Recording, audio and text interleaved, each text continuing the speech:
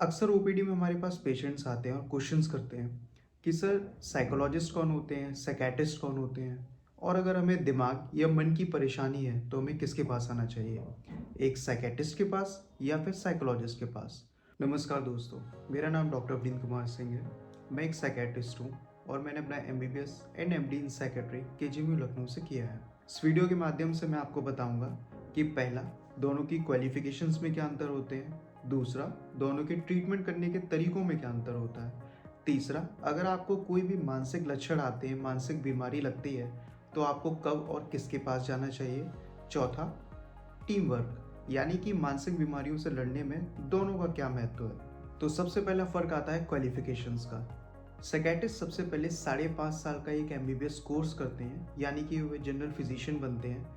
उसके बाद 3 साल के बाद एमडी या डीएनबी इन साइकेट्री करके मेंटल हेल्थ एक्सपर्ट्स बनते हैं। साइकेट्रिस्ट ब्रेन की एनाटॉमी या फिर बायोलॉजी पर काफ़ी डिटेल्स में पढ़ाई करते हैं। वहीं साइकोलॉजिस्ट मेडिकल डॉक्टर्स नहीं होते हैं, उन्होंने साइकोलॉजी में मास्टर्स, एमए या एमएससी किया होता है। इसके बाद वे एमफिल या फिर पीएचडी क्लिनिकल साइकोलॉजी में करते हैं। साइकोलॉजिस्ट इंसान के व्यवहार, भावनाएं, उनके सोचने के तरीकों में इत्यादि में, इसके अलावा मनोवैज्ञानिक परीक्षण करना जैसे आईक्यू टेस्टिंग इत्यादि, इन चीज़ों में ज़्यादा फोकस करते हैं। तो याद रखें, psychiatrist is equals to medical degree and psychologist is equals to academic या फिर क्लिनिकल डिग्री। पॉइंट नंबर 2, दोनों के ट्रीटमेंट करने के तरीकों में क्या अंतर होता है। क्योंकि साइकेट्रिस्ट मेडिकल डॉक्टर्स होते हैं, वे न केवल मानसिक बीमारियां बल्कि अन्य बीमारियों के लिए भी दवाइयां लिख सकते हैं।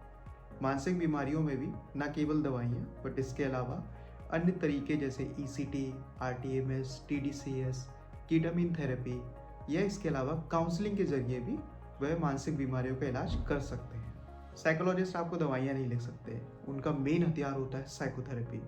पर याद रखिए, साइकोथेरेपी केवल बातचीत करना नहीं होता, यह वैज्ञानिक सिद्धांतों पर आधारित तरीके होते हैं, जैसे कि एग्जाम्पल के तौर पर सीबीटी।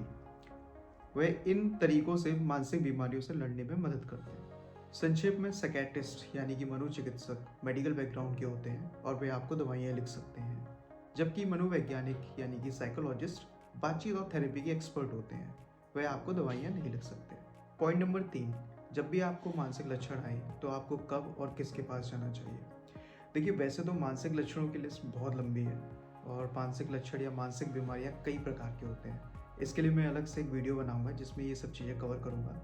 पर अभी के लिए मोटा मोटा देख लेते हैं कि जैसे अगर आपको किसी भी तरह का स्ट्रेस है, उलझन घबराहट की समस्या रहती है, या रिलेशनशिप इश्यूज़ हैं जैसे कि घर में बहुत ज़्यादा लड़ाइयाँ होती हैं, या फिर इसके अलावा रिसेंटली कोई ब्रेकअप हुआ है या किसी के खोने का डर है आपको, अगर ये लक्षणों के चलते अगर आपको दिक्कतें कम हो रही हैं, यानी कि आप अपना रूटीन फॉलो कर पा रहे हो, आपको अपने जॉब पे इतना लॉस नहीं हो रहा, ऑक्यूपेशन इतना लॉस नहीं है, और एक्टिविटीज़ में जैसे कि गाने सुनना, अपनी हॉबीज़ परस्यू करना, किसी से बातें करने लग गए, तो ऐसी दशा में आपको एक साइकोलॉजिस्ट के पास जाना चाहिए।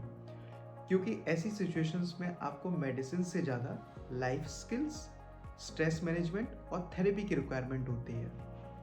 लेकिन अगर यही लक्षण आपको बहुत ज़्यादा परेशान करें, जैसे कि आपको आत्महत्या के विचार आने लगे, अपने आप को नुकसान पहुंचाने के विचार आए, आप सो नहीं पा रहे हो, आपको भूख नहीं लग रही है, इसके अलावा आपको इतना ज़्यादा सुस्ती या किसी से बात करने का मन नहीं हो रहा कि आप अपने काम पे नहीं जा रहे हो, आपको आपके जॉब का लॉस हो रहा है, फाइनेंशियल इश्यूज हो रहे हैं आपको, या फिर आपको कानों में कोई किसी तरह की आवाज़ें आने लग जाए, शक शंका बढ़ जाए, चिड़चिड़ापन बढ़ जाए, ऐसी दशा में आपको एक साइकेट्रिस्ट के पास जाना चाहिए। क्योंकि ऐसी दशा में आपको बायोलॉजिकल यानी कि मेडिकेशन ट्रीटमेंट की ज़रूरत होती है। पॉइंट नंबर 4, टीम वर्क यानी कि कलेक्टिव वर्क। देखिए दोस्तों, सच्चाई ये है कि हम अलग अलग नहीं हैं, हम एक टीम है। रिसर्च भी यही कहती है कि मानसिक बीमारियों का बेहतर इलाज मेडिसिन प्लस थेरेपी के थ्रू होता है। कई बार ओपीडी में कुछ पेशेंट्स को हम मेडिसिन से स्टेबल भी करते हैं और उसके बाद साइकोलॉजिस्ट को रेफर करते हैं ताकि वो थेरेपी ले सकें। ठीक है, तो एक आखिरी संदेश मैं इस वीडियो से आपको ये देना चाहता हूँ कि अगर आपको लगता है कि आपको किसी भी तरह के कोई मानसिक लक्षण है या मानसिक रोग है, तो आप किसी के भी पास जाइए, चाहे वो साइकेट्रिस्ट हो या साइकोलॉजिस्ट। एक अच्छा प्रोफेशन आपको सही जगह गाइड कर देगा। याद रखिए, शुरुआत करना बहुत ज़रूरी है। उम्मीद है इनसाइड रूम के इस वीडियो से आपका कन्फ्यूज़न क्लियर हुआ होगा। अगर हाँ, तो इसे शेयर कीजिए, शायद किसी की मदद हो जाए। and subscribe my channel for more clear medical mental health information.